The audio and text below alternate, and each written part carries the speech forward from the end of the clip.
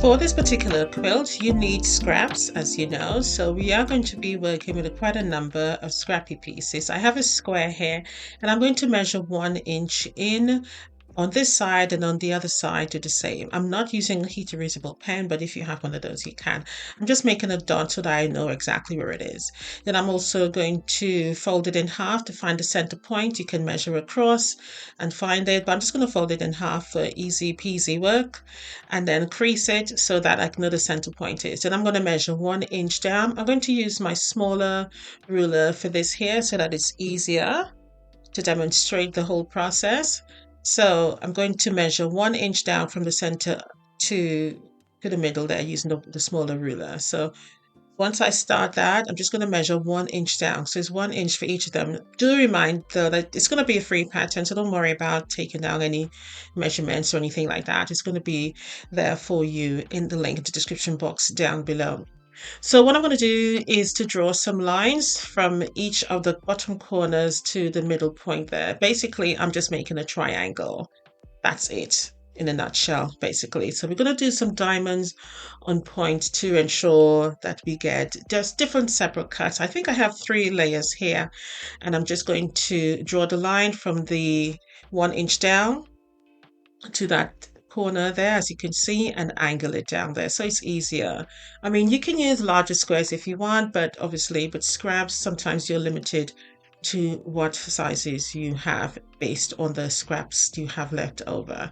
So that side is done. I'm going to do the same for the other side. As you can see there, angle it and then cut. So we just get in some triangular pieces. Remember, 1 inch each of the corners, the 2 corners at the bottom and at the top.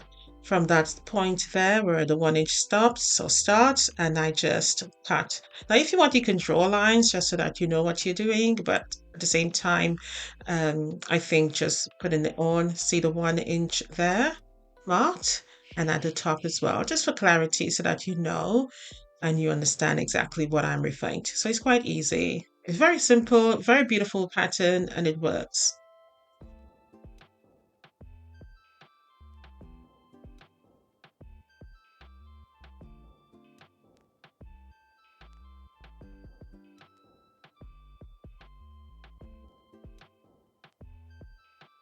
So what you will see is that once you have different layers, you will actually see that it makes sense now. So you can interchange them, hence the reason why you need a different number of different fabrics in order to make the block. Quite simplistic, quick and easy, nothing stressful.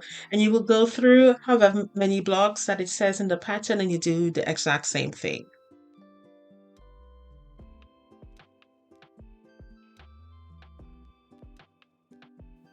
Once you're happy, what I did choose to do, rather than keep the same together, I obviously moved around the dimensions of each of the cuts so that I get a different variation with the triangles as well as the background. So basically what you're doing is creating the background as well as the cuts at the same time. So once you stack and cut, it is much more easier to do this. So it goes by quite easily, and then you can continue to lay out. You can interchange as many times you want because obviously they're all the same sizes, isn't it?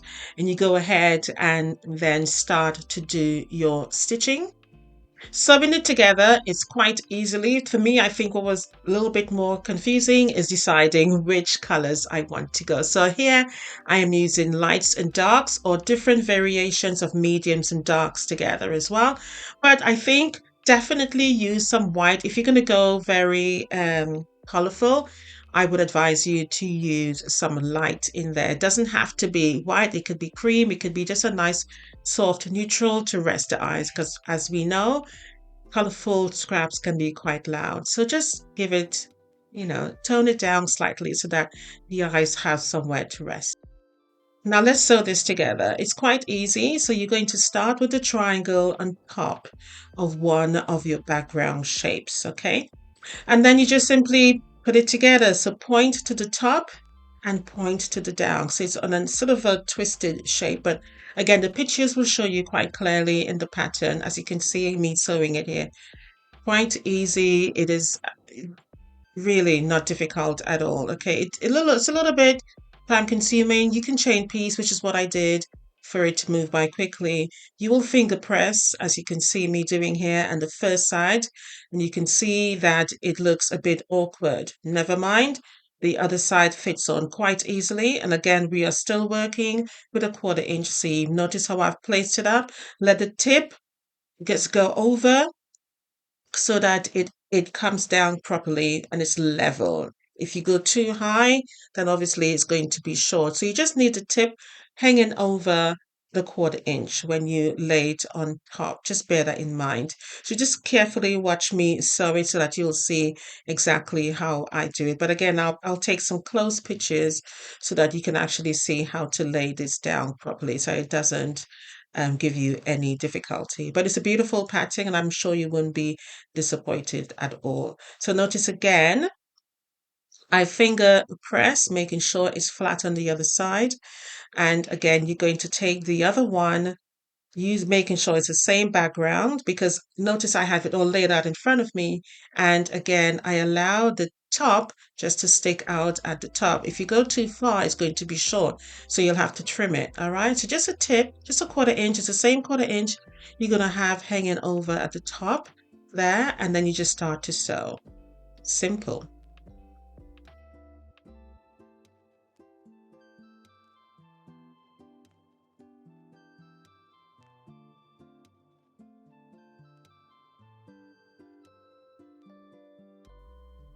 So here we are now with the layout. Just lay it out and you're just going to do front sides together and sew. Simple as that.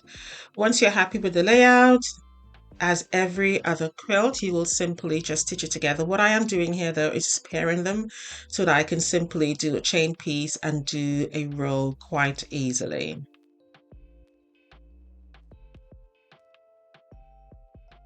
So I decided I wanted to do a paper piecing border. So I am here some cutting up some scraps. I haven't got much left. So hence the reason for the paper piecing. So I can sort of try and fit it into the size that I want. So I decided was to sew pieces together just so that I have enough. Once I'm happy with that, what I will do is then add it to an A4 sheet of paper. Now you can use any paper so desired by you. I only use A4 because that is what I have in my possession. I didn't have anything else. I know some people use different sorts of type of paper, but again, I use what I have. I didn't make it an issue. I do find the A4 a little bit structured. It's a bit more firmer than say greaseproof paper some people use. Okay, but entirely down to you. So I'm just going to add it on. Now, admittedly, was not my technique originally. I was sewing small pieces on, but I wanted to have sort of a checkered effect here. So that's the reason why I did it this way for this particular one. But you can just add on the pieces onto the paper as you go. Your method, whatever makes you happy. You don't have to use paper piecing, but you can if you wish. Again, I was just trying to minimize the amount of scraps that I use because I didn't have much of these smaller pieces. Anyway, so once I was done and I was happy, I made quite a number. So then I started was to press them so that it's nice and flat. I did find it did get it's kind of wrinkly, but at the end, it didn't really, that didn't show at the end. So I steam pressed it so that it was nice and smooth. And once I was happy with that, I trim all the excess away from the edges. And you'll see when I actually flip it over how simple it actually is to do. Now, you may be wondering, well, why did you use an A4 sheet of paper? Well, I wanted these scraps to be a bit structured. And so once I was finished, I was then able to trim everything up and then I actually cut it in half. Yes, I cut it in half because at the end now I'm thinking, well, I don't think I have enough of the color concept that I'm going with to make the borders the A4 sheet wide. So I decided was to cut it in half and it actually worked out. So yeah, that is what I did.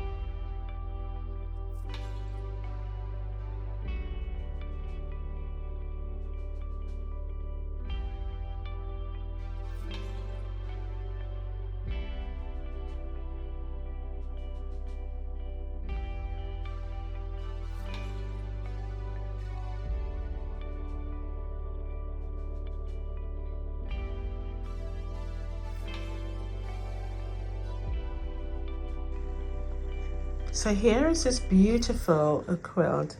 Now, I must admit, this is very vibrant. It is not too loud. The white balances beautifully.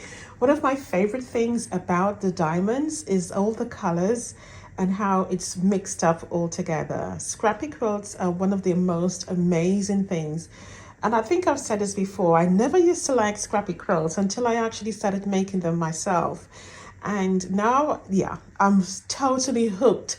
They are such a beautiful way of expression, of colors, vibrancy, and balancing. This is so gorgeous. I love the way I use cream, that's soft, as well as white to enhance the quilt and just dot it around, and everything gives the eyes somewhere to rest. One of my favorite features is the borders where I've used the paper piecing, and I think it just brings the whole thing together really nicely. I love the fact that I added that purple border around it, and if you notice, I actually used up the scraps, so you can see here is different shades of that purple as well as there as well. So it is just simply a 2-inch that I put around, and then 2.5, and then I use the paper piecing border here. Very, very, very, very well constructed. It looks good. Some places my quilting was a little bit off. You can see I've got some wobbly lines here, but I'm not really bothered by that, because when you step back, you don't see those imperfections, and these are the things I actually say. And if somebody buys your quilt, they're not really worried about those imperfections. All they see is the beauty of it, and it's actually handmade. What do you think of this? Now, with this one here, I don't know. I think when I stand back from a distance, I think it kind of goes into each other because of the lines that I've used with the background, as well as this one here. Up front, you can see it pops out the diamond clearly, but I do find that when I step back, is it me or am I right, that it kind of blends into each other? I mean, there's nothing wrong with that. It's just what my eyes have just noticed. Whereas with something, say for this one here, it stands out, as well as this one here, it stands out even from a distance. So yeah, but let me know what you think. On the back, I did something really beautiful. This was leftover fabric, and that plays in really nicely. Let me turn the whole thing around for you. And as normal with my quilts, I always love to make sure that you can use both sides. Now, ideally, I think I'm gonna go back. This was left over from a long time, so I'm not even sure if this fabric still exists, but I think I love it so much. I'm gonna go and check and see if I can actually find it somewhere online. But it is a fake piecing fabric, and look how beautiful it is. I mean, imagine cutting this into a bed size and you just quilt it. How beautiful it would look. But absolutely gorgeous. I do feel that they go together. So you know, you've got the front and the back to use, and I think the colors complement. So somewhere, you know, kind of cool and relaxing at the back, and then at the front you got all the excitement going on. But yeah, I think it looks gorgeous. I absolutely love it. What I also love about this fabric is that you get those fake quilting lines in between. And I made sure and use a really light blue to complement it, because I didn't want anything too high contrasting to take over the, you know, the piecing, the fake piecing, I should say, on the back here. So I think it works, because had I used something a little bit more contrasting, you would have definitely seen that thread come through. But because it blends in nicely, it really makes the whole thing cohesive. And when you stand back, all you see is literally that fake piecing fabric, which I think is beautiful. But I love it. It's one of my favorite scrappy quilts. And I also went ahead and used the binding here, purple, and it really stands out nicely at the back. When you step back, you can see how it frames it, and you know, it gives the eyes somewhere where it ends. You know, it ends there. And then at the front, when you turn it around, you can really see the contrast and how it works nicely against the scrappy border, how it flows really nicely. So overall, I think a beautiful little quilt. I can't remember how much it measures, but it's definitely going to be in the pattern for you. So do like and subscribe for more. As I said, it's a free pattern, and members is going to come to you first of all, so then you know you have it, so in case it runs out, and then by all means everybody else, you can click ahead and get it as you wish. So bye for now. Happy quilting. If you like it, leave a comment down below. Let me know what you think of the methods. I know the diamond method's a little bit different, but I just thought you don't need any special rulers. You can just go ahead and cut the fabric and make it that way. But I think it works and it comes together quite easily. You can actually use a bigger size. I think my sizes here was 6.5 or 6 inches. I'm not sure, I can't remember. But you can use bigger size quilt scraps, or you can just use layer cake and you can make a beautiful quilt out of it. Anyway, bye for now. Happy quilting, and I cannot wait to read your comment as I read and answer everyone. Bye for now. See you in the next video.